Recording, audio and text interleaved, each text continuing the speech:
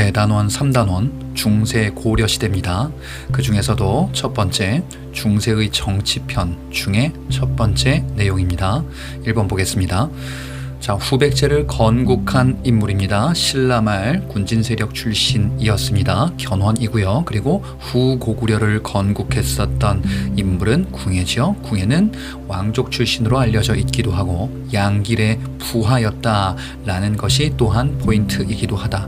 자, 두 번째 후고구려, 궁예가 세운 후고구려 태봉이라고도 불리는데 최고의 조직 광평성이고 왕건이 광평성의 시중직에 오르게 되기도 했었습니다. 이때는 궁예의 부하였을 때였죠. 3번 왕건이 즉위 이전에, 즉 고려를 수립하기 전에 점령했었던 후백제의 지역, 후백제 배후의 이곳입니다. 자, 나주 지역인데 이 나주 지역은 금성이다 라고도 부르게 되지요. 4번에 후고구려 궁예가 제정한 연호들이 있습니다. 네 가지를 정확히 암기할 필요는 없고 들으면서 이것이 후고구려 궁예구나 라고 보시면 되겠습니다.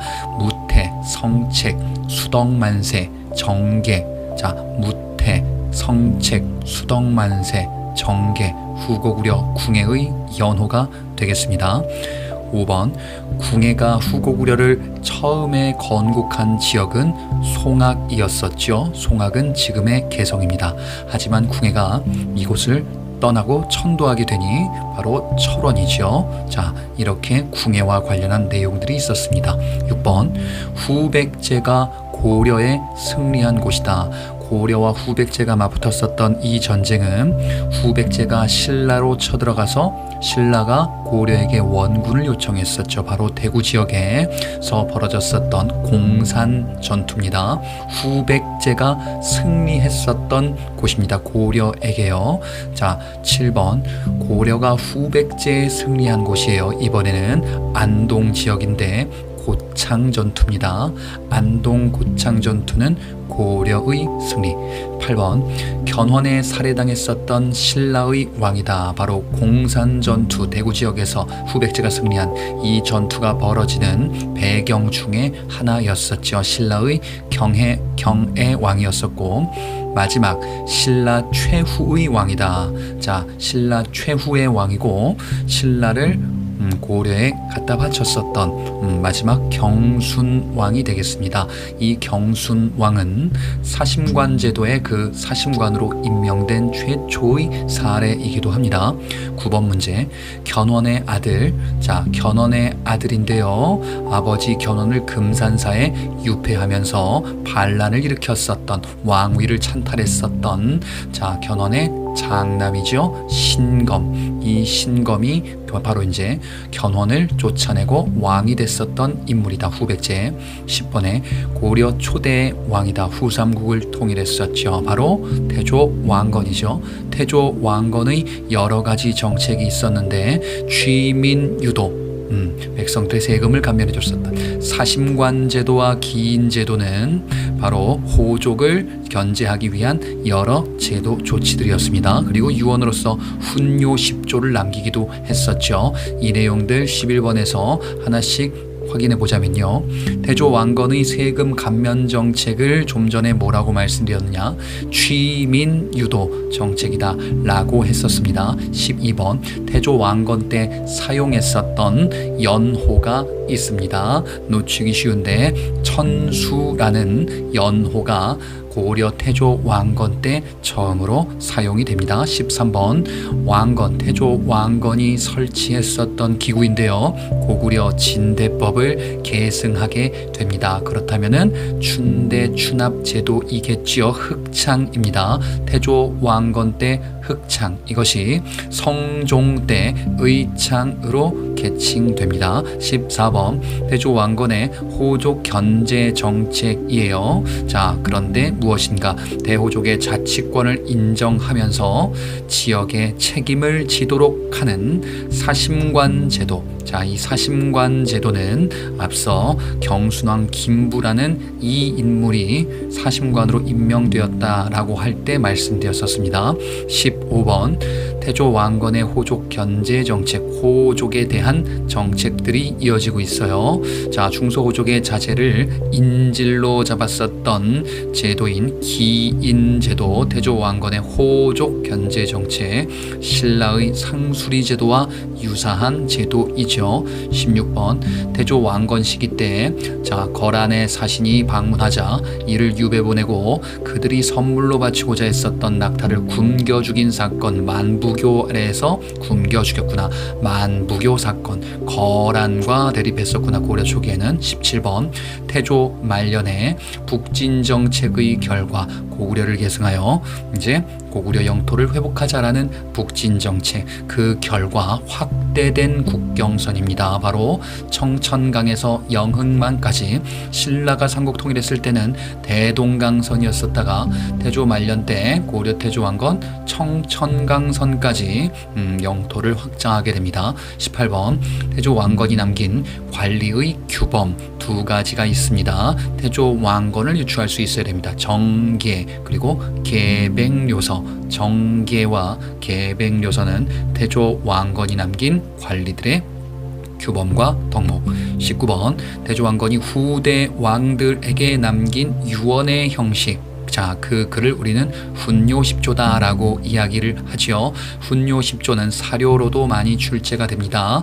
불교를 숭상한다라는 것은 연등회와 팔관회를 잘 치를 것을 당부하는 그 내용이고요. 훈요십조에 담겨져 있습니다. 풍수지리사상은 서경을 명당이다 또는 지덕이 좋은 곳이다 라는 표현으로 당부를 하고 있습니다. 민생을 안정시키는 내용들도 훈요십조에서 제기되는 내용들. 20번에 자, 고려 초기의 또 다른 왕입니다.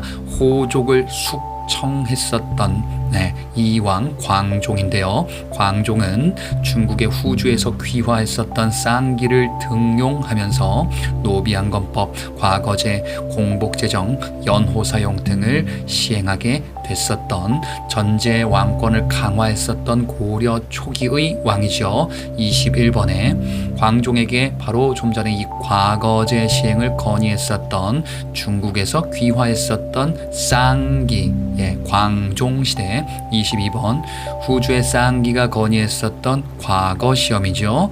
자, 과거제는 광종 때인데 유학의 능력이라는 요소를 바탕으로 관리를 선발하고자 했었습니다. 광종 때 과거제. 23번 광종 때 노비를 해방시키기 위한 정책. 자, 광종 때 노비를 해방시킨다라는 것은 호족의 기반 약화를 꾀했구나. 이를 우리는 노비 안건법이다 라고 이야기를 했었습니다. 자, 모두 다 광종 때 왕권을 강화하기 위한 정책. 24번에 그런 왕권을 강화하기 위한 또 다른 정책으로서 황제를 칭호하고 연호를 사용했다. 이것을 네 글자로 칭제건원이라고 이야기를 하죠. 광종 때의 왕권 강화 정책. 25번에 광종 당시에 제정됐었던 연호가 두 가지가 있으니 광종 때 연호, 광덕, 준풍. 광종 때 광덕과 준풍의 연호를 제정합니다. 다음에 26번입니다. 광종의 정책인데요. 자, 지역별로 공물을 할당시키는 정책. 그래서 공물의 수취의 원칙을 마련하고자 했었던 이른바 중앙집권화 정책으로 이해해 주시면 되겠다. 자, 바로 주현 공부법, 주현별로 공물의 액수를 정해놓은 이런 광종 때의 정책입니다. 주현 공부법. 광종. 27번 고려 초기 광종 때 친선관계 확립을 했었던 중국의 국가 광종 때 이 국가와 친선관계 바로 중국의 송나라죠. 친송정책 이른바 자 광종 때입니다. 28번 고려 초기의 또 다른 왕입니다. 최승로를 중용했었던 왕이죠. 자, 고려 초기의 성종입니다. 성종은 문치주의를 확립하고자 했으며 유교 통치 이념을 최승로로부터 수용하게 되죠. 그리고 이제 국자감 12목 문신월과법 의창 모두 다 고려 초 성종의 정책입니다. 하나씩 보죠. 29번에 성종에게 건의문을 올렸었던 최승로고요. 이 최승로의 건의문 시무 28조. 그런데 시무 28조 말고도 광종을 비판했었던 이전 고려 초기 5명의 왕의 지적을 평가했었던 5조 지적평 광종을 최승로는 안 좋아했구나 라는 사실. 광종을 욕하는 게 나오면은 최승로다 라고 잡아두시면 되겠습니다. 30번 최승로가 성종에게 올린 건의문이지요. 시무 28조인데 이 시무 28조의 내용을 한번 간단히만 보자면 지방관 파견을 건의합니다. 그래서 12목을 설치하고 지방관을 파견하게 되죠. 불교를 통지한다. 유교 통치 이념을 채택하기 위함이었었죠. 그래서 연등회와 팔관회가 고려 초 성종 때 일시적으로 폐지되게 되었다. 31번에 최승로의 건의로 성종 때 설치된 지방의 행정조직. 최승로가 뭘 건의했습니까? 지방관 파견을 건의했죠. 그래서 12목을 설치하게 되는구나. 고려 초 성종이다. 32번 성종 때 설치된 고려의 국립유학교육기관이다. 고려하면 이거죠. 국자감. 국자감은 고려의 국립유학교육기관인데 고려 말때 성균관이라는 이름으로 개칭되죠. 33번 고려 초성종 때 매달 시부를 지어서 바치도록 했었던 이른바 문치주의 일환의 정책, 바로 문신월과법이 되겠습니다. 그리고 해방됐었던 고려 초 광종 때 해방됐었던 노비를 되돌리는 정책, 노비환천법. 성종 때는 광종의 정책을 되돌리는 이런 정책 또한 존재했다. 그래서 대비해서 알아두셔야 되겠다. 34번에 성종 때 춘대춘합. 고려 초 태조 때 만들어진 흑창이 개칭되었다. 바로 의창이고요. 그리고 또 하나 성종 때에 물가 조절 기구인 이 상평창이 만들어지게 된다. 다 의창과 상평창 고려 시대에는 성종의 업적으로 알아두셔야 되겠죠. 바로 객관식 보기에서 등장합니다. 35번 고려의 지방행정 5도 양계를 완성했었던 왕입니다. 바로 고려 초 현종입니다. 이 현종은 어머니가 이제 아버지와 이제 사통해서 낳았었던 사생아 출신이고요. 뒤에서 나오는 강조의 정변 목종을 폐하고 강조가 현종을 옹립했었던 이 사건입니다. 결과 이 현종이 옹립되게 되고, 제가 지금 한 얘기는 거란의 2차 침입 배경에서 얘기되는 내용이 되겠습니다. 거란의 2차 침입과 3차 침입, 3차 침입 때 강감찬의 귀주대첩이 있습니다. 당시의 왕이 고려 초기 현종이 되겠습니다. 36번에 고려의 이성이 있네요. 중앙정치조직으로서 이성은 중서문화성과 상서성이 있는데 그 중에서 정책을 결정하는 이런 기구, 최고 정무기구 중서문화성이죠. 당나라의 삼성을 고려 실정에 맞게 이성으로 운영하게 되는, 중서성과 문화성을 합쳤구나. 중서문화성. 그리고 집행기구 상서성이 있구나. 그렇다면 37번에 중서문화성의 장관, 국정을 총괄하는 직책은 무엇인가요? 바로 문하시중. 문하시중은 중서문화성의 시중 우두머리 직책이 되겠습니다. 38번에 고려의 육부는 상서성 이하에 있는데 정책을 집행하는 기구라고 했었어요. 그 중에서 인사, 군사, 재정 기능을 순서대로 한다면 육부의 이부와 그 다음에 병부 그리고 호부 이렇게 된다라는 것을 봤었습니다. 고려의 육부로서 나머지 세 개는 뭐가 있습니까? 법무는 형부가 되고, 그리고 의례는 예부가 되고요. 그리고 토목 토목공사 기능은 공부가 되지요. 그래서 자, 각각이 어떤 기능을 안고 있는지 자, 기능별로 매칭도 할 수 있어야 되겠습니다. 40번 중서문화성에 소속된 2품 이상의 고위 관리들, 중서문화성의 고위 관리를 재신이라고 하고요. 중서문화성의 그 이하의 관리들을 낭사라고 하죠. 다 재신과 낭사는 중서문화성의 관리들입니다. 그런데 이 낭사는 어사대 관원과 대간을 구성한다 라고 봤었어요. 언론 기능이죠. 조금 이따가 한번 보자. 41번에 중추원 기능은 두 가지가 있었어요. 2품 이상이 군사기밀, 3품 이하가 왕명출납. 자, 그래서 각각을 무엇이라고 하는가? 2품 이상 추밀, 3품 이하 승선. 중추원에 추밀과 승선이 있습니다. 42번에 고려의 관리 감찰기구가 있네요. 자, 고려의 관리 감찰기구. 앞서 신라에는 사정부라는 게 있었고요. 그리고 발해에는 중정대가 있었습니다. 반면에 고려는 감찰기구로서 어사대가 있습니다. 이 어사대가 대간을 구성한다. 어사대와 중서문화성의 낭사가 대간이라는 관리로 불리죠.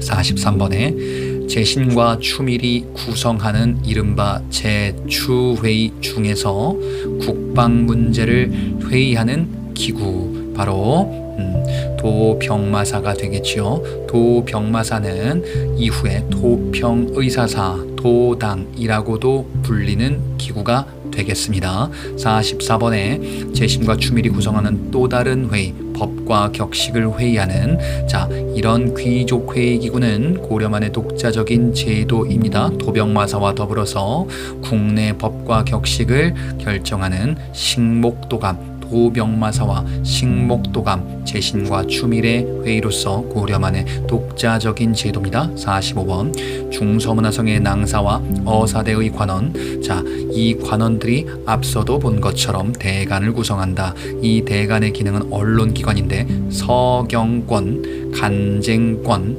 봉박권. 서경권은 관리 임명 동의권, 간쟁권은 왕에게 간언하는 권리, 봉박권은 명령을 물리치는 권리. 다 권력의 집중과 부정을 방지하는 언론의 기능. 고려시대 때는 중서문화성의 낭사와 어사대 관원들이 이를 담당한다. 46번 고려의 일반행정, 지방제도. 자, 지방제도로서는요, 일반행정과 군사행정으로 고려는 이원화되어 있습니다. 일반행정제도는 5도, 그리고 군사행정제도는 양계, 이렇게 되어 있죠. 그러면 47번에 각각의 지방장관은 무엇이라고 하는가?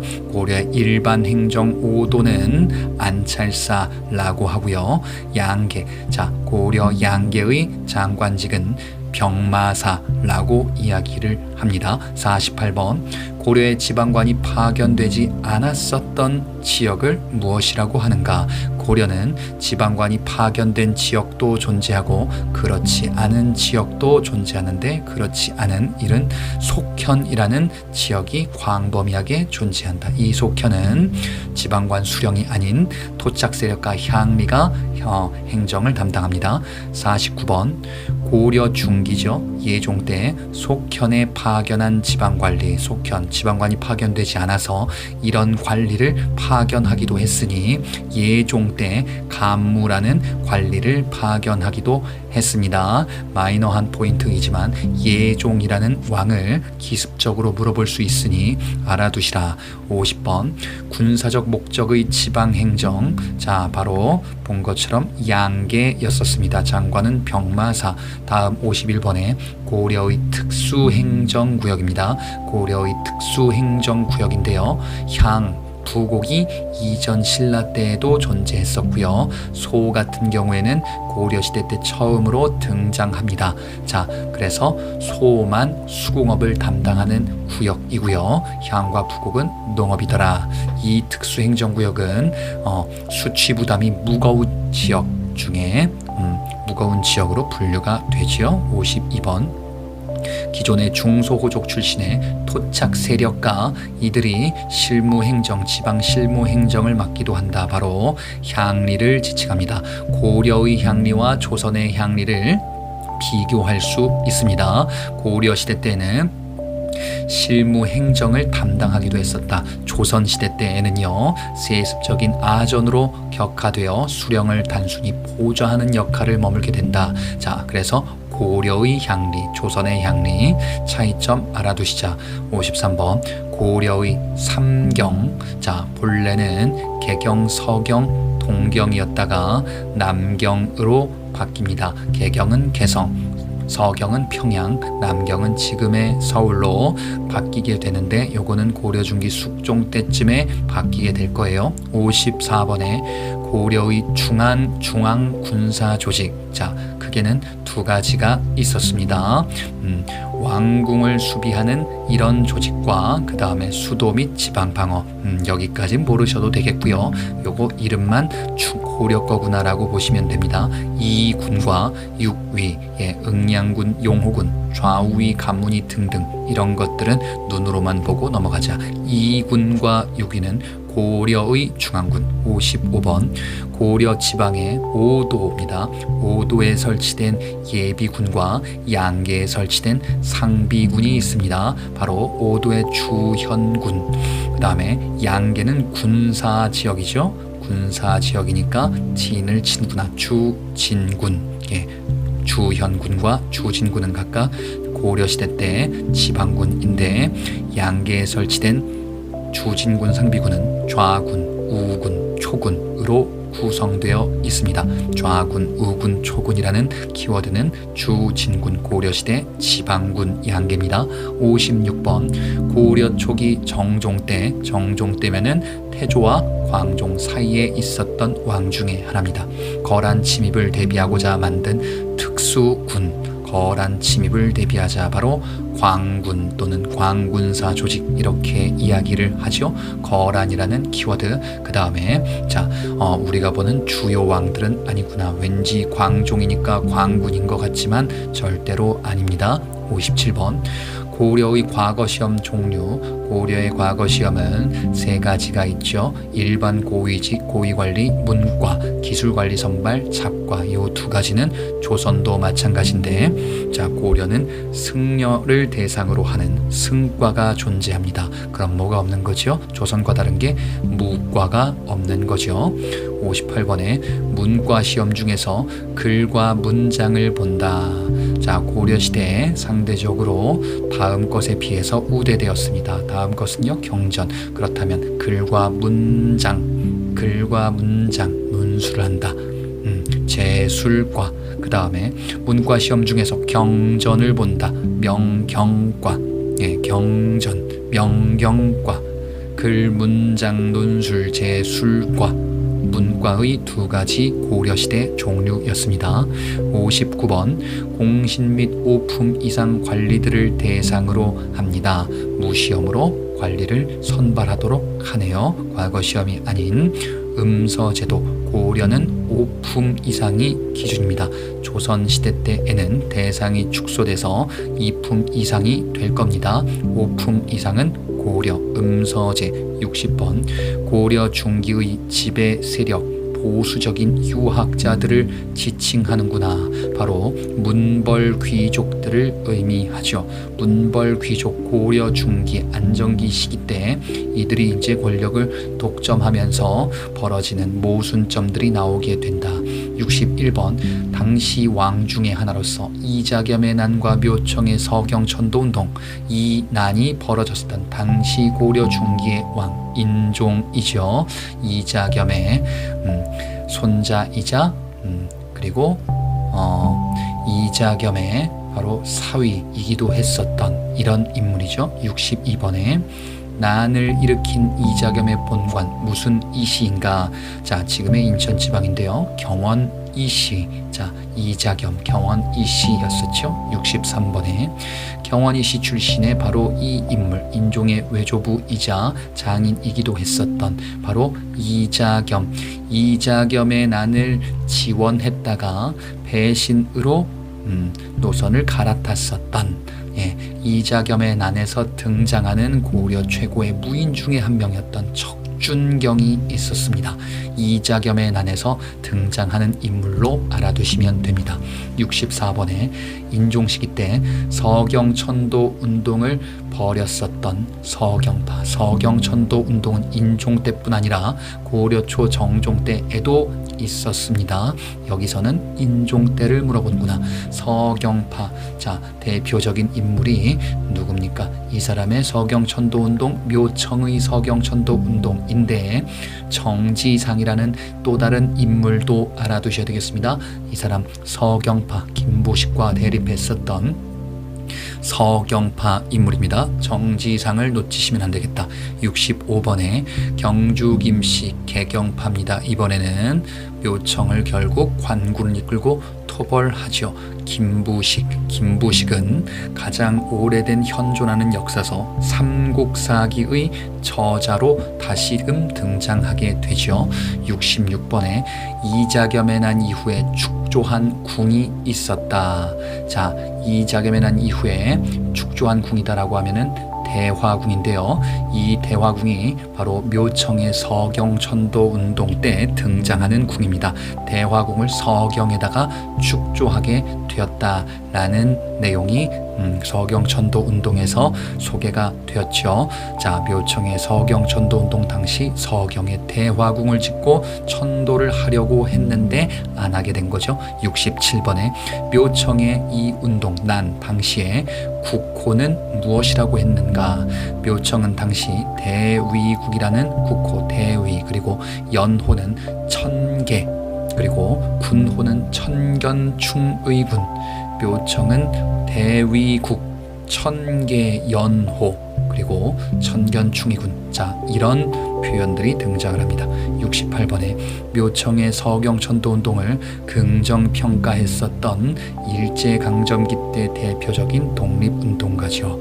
1000년 내 제1대 사건이라 하지 아니하랴 라고 마무리를 했었던 그 사료, 서경파들을 이제 긍정적으로 봤었던 신채호의 그래서 개경파와 서경파를 비교하기도 했었습니다. 69번 무신정변을 일으켰었던 초기의 인물입니다. 자, 무신정변은 고려 전기와 후기를 가르는 대표적인 사건인데요. 이의방을 제거했었던 정중부 초기 지배자이지요. 정중부를 70번에 제거했었던, 그래서 권력을 차지한 경대승이 있었습니다.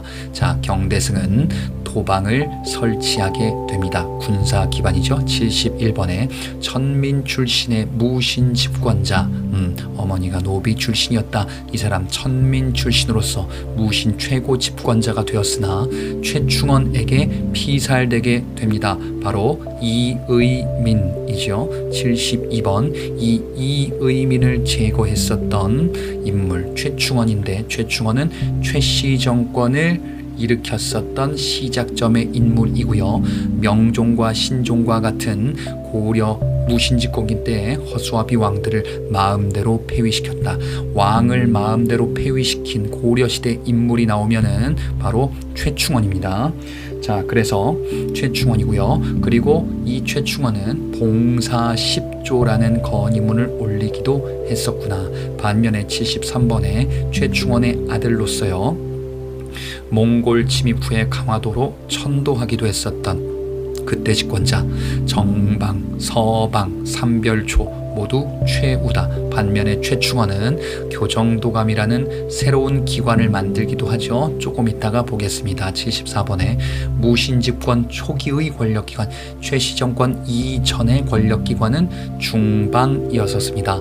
자, 경대승이 만들었었던 군사기구로서 이의민이 폐지했다 최충원 때 다시금 설치됩니다. 바로 도방은 경대승 그리고 최충원 때도 다시금 등장할 수도 있겠다. 76번에 최충헌이 만든 최고 정무기구 최충원 대 중방을 대체하는 교정도감이라는 기구, 교정도감은 최충헌. 77번에 최충원과 관련된 포인트가 몇 개 있는데요. 최충원이 진강후라는 직책의 책봉이 되죠. 최충원 진강후. 자, 그러면서 만들었습니다. 뭘 만들었는가? 흥령부라는 이런 자신의 재산 기반을 관리하는 이른바 흥령부라는 기구. 최충원은 흥령부 진강호 78번. 최충원이 개혁 건의문을 명종에게 올리기도 했었구나. 시무십조가 아니고 봉사십조다라고도 이야기를 하죠. 봉사십조는 최충원이다. 79번 최우가 만든 인사 담당 기구인데요. 바로 정방을 자기 집에 만들었구나. 이 정방은 공민왕 때 폐지가 나오기도 하는데 충선왕 때 정방 폐지도 나옵니다. 정방은 최우가 만들었다가 충선왕 때 공민왕 때 폐지되기도 하는구나. 80번에 최우가 조직한 이번에는 문신등용기구. 인사 담당 기구는 정방이고 문신등용기구는 서방이죠. 그리고 군사기반 조직, 원래는 도적들을 퇴치하기 위해서 삼별초를 만들게 되었죠. 이는 몽골 항쟁 과정에서 활약하게 된다. 삼별초는 좌별초, 우별초, 신의군 이렇게 이야기를 하기도 합니다. 81번에 무신 집권기 반무신난을 일으켰었던 문신인데요. 정중부면은 초기죠. 무신 집권 초기에 반무신 문신들이 일으켰었던 난인데요. 바로 김보당의 난. 김보당의 난은 문신들이 무신애들 아주 그냥 쓸어버리자, 다시 우리가 다시 권력을 찾아오자, 이런 난이었었다.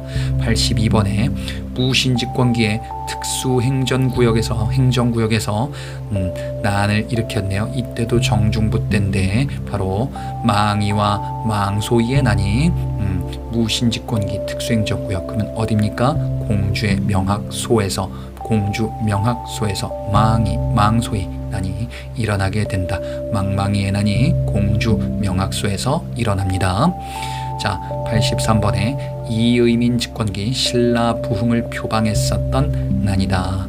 이의민, 그래 나도 신라의 옛 도읍지 이곳에서 왕이 될 수 있지 않을까, 나도 왕이 될 상이 되지 않을까 라는 이런 생각으로 이어지기도 하죠. 김삼이와 효심이 운문과 조전, 경주 인근에서 일어났었던 난으로 알아두시면 되겠습니다. 그래서 신라 부흥과도 관련이 있다. 김삼이와 효심의 난은 이의민 집권기. 84번 최충원의 산호 노비죠. 신분해방을 주장했었다.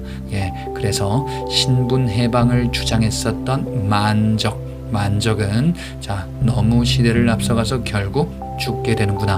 어찌되었건 최충원의 산으로서 개경에서 신분해방을 주장했었습니다.